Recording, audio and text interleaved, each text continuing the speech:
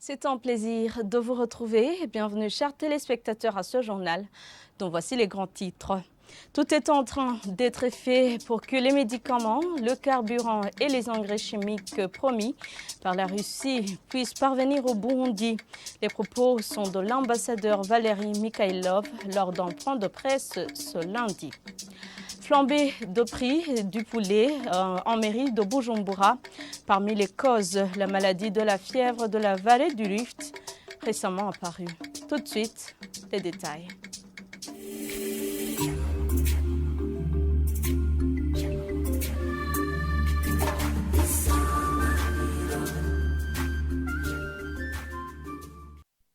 Bienvenue encore une fois. Nous débutons ce journal avec la page coopération. Le chef de la délégation russe présent au Burundi indique qu'ils sont en train de tout faire pour que les médicaments, le carburant et l'engrais chimique promis puissent parvenir au Burundi. C'était ce lundi lors d'une conférence de presse tenue au moment où la Russie célèbre la journée de la souveraineté de l'État. L'ambassadeur Valérie Mikhailov indique que pour cet été, une équipe russe viendra pour s'occuper de la question des médicaments. Suivez-le. Concernant les médicaments, j'espère que pendant l'été, la délégation russe va venir ici et va s'occuper de la question de donner les médicaments et le laboratoire. Donc on est en train de communiquer avec votre ministère de la Santé. En ce qui concerne le pétrole, il y a des problèmes objectifs. La Russie prend tous les efforts et j'espère que cette question sera aussi résolue dans les mois à venir. Concernant les fertilisants, c'est la même chose, c'est les problèmes logistiques. Vous voyez, l'ambassade, c'est une plateforme intermédiaire. Donc, on fait tout ce qu'on peut ici, mais on ne prend pas les décisions finales, malheureusement. Nous, en étant au pays, au Burundi, et en voyant la situation, on supporte complètement les Burundais et on envoie le signal clair à la partie russe et on espère qu'ensemble on va trouver la solution. À la page justice, lancement ce lundi à Muramvya de la deuxième campagne d'exécution des jugements rendus au Burundi. La ministre de la Justice qui a procédé à ce lancement appelle les juges et magistrats plutôt à s'impliquer dans l'accomplissement de cette activité. Suivez-la. Uyu munsi twazindukanye umutima wo gutanguza ngaha. C'est avec un beau cœur que nous procédons ce jour au lancement de la deuxième campagne d'exécution de jugement déjà rendus sur cette colline de la commune et province de Muramvya, mais aussi au fait que les juges et magistrats vont rencontrer les justiciables sur place et en troisième lieu au fait qu'ils vont vérifier les exécutions auxquelles les justiciables ont estimé qu'elles ne se sont pas bien passées. Ishikirizwa, ikurikizwa, abenegihugu bagumanye akangonongono babonye ko ritage.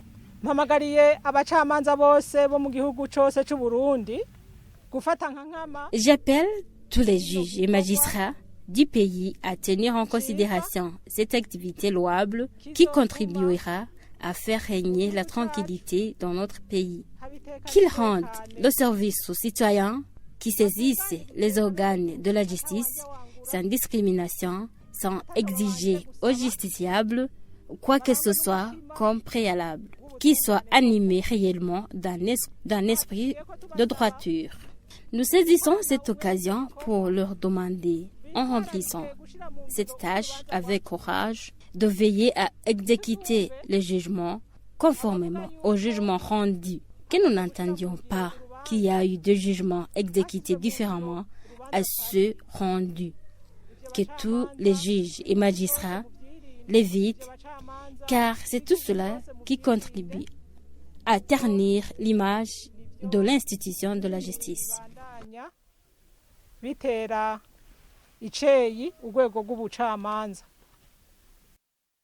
L'Agence pour le développement du Burundi, ADB en sigle, est en train de collaborer avec la société sucrière du Mosso pour parvenir à trouver une solution à la pénurie du sucre.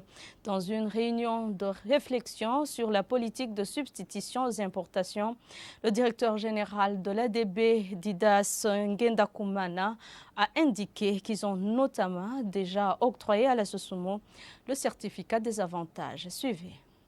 Nous savons que le sucre produit localement reste insuffisant et l'ADB est en train de travailler avec la Sosumo qui a déjà manifesté son intérêt à bénéficier du certificat des avantages offert par le Code des investissements.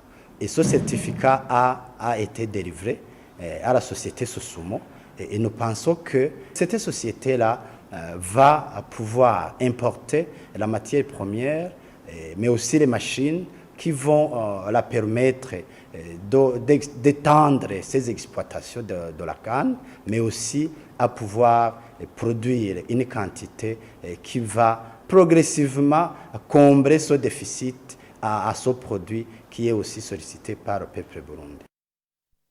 Je vous le disais en titre, le prix du poulet a augmenté entre 2 000 francs et 7 000 francs en mairie de Bujumbura. Certains vendeurs et acheteurs qui se sont entretenus avec nos confrères au marché de Kotebu évoquent plusieurs raisons, notamment la forte demande survenue après l'apparition de la fièvre de la vallée du Rift. Le point avec Jean de Dieu, il a causé. C'est à la place réservée à la vente des poulets au marché d'Ikotebu à mairie de Bujumbura.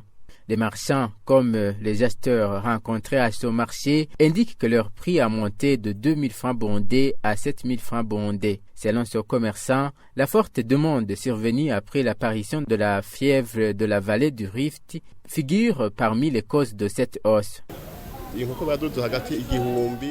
Le prix a augmenté entre 1000 et 2000 sur le prix de vente. À l'intérieur du pays où on fait notre approvisionnement, les habitants doivent consommer ces poules, faute de manque de la viande de vaches et chèvres, ce qui a baissé leur quantité ici au marché. On pouvait se procurer entre 40 et 50 poules, mais maintenant, on ne peut pas dépasser entre 20 et 30 poules par jour. Le lien existe suite à l'interdiction de l'abattage des vaches. Les gens se rabattent à la consommation de la viande et des poules, porcs et des lapins. Cet éleveur, également rencontré à ce marché, explique que cette hausse est conséquente entre autres de la cherté de leurs aliments.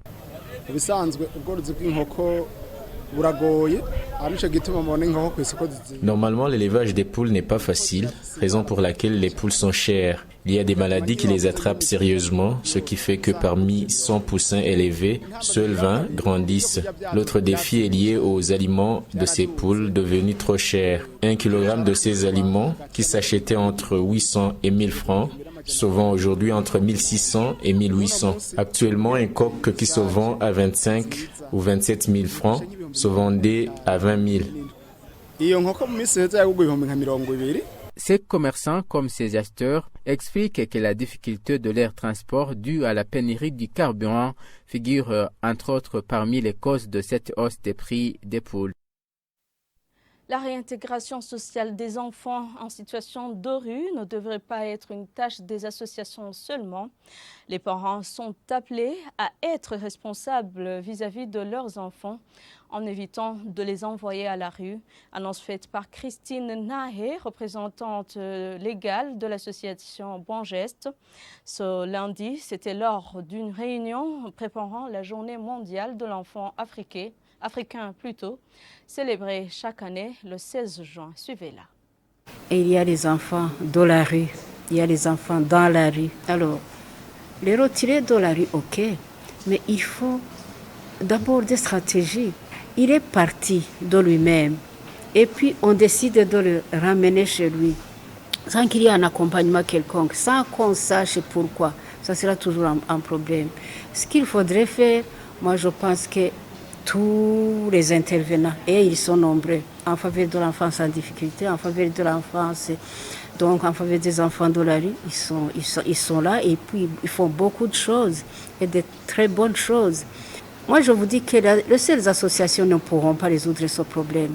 nous ne pourrons pas résoudre ce phénomène enfant de la rue. Il faut d'abord qu'il y ait la responsabilité des parents. Parce qu'il y a des enfants qui sont dans la rue, qui vous disent, moi je suis dans la rue parce que je dois donner la ration à ma mère.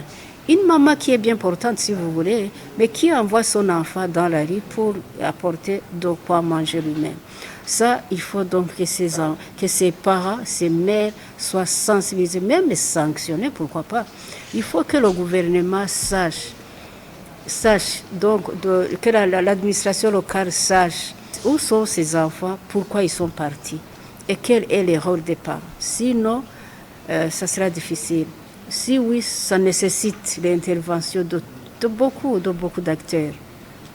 Il faut que chaque Burundais sache qu'il a un rôle à jouer donc dans la protection de ses enfants. Et voilà, c'est par ici que prend fin ce journal. Merci à tous de l'avoir suivi. Bonne suite des programmes.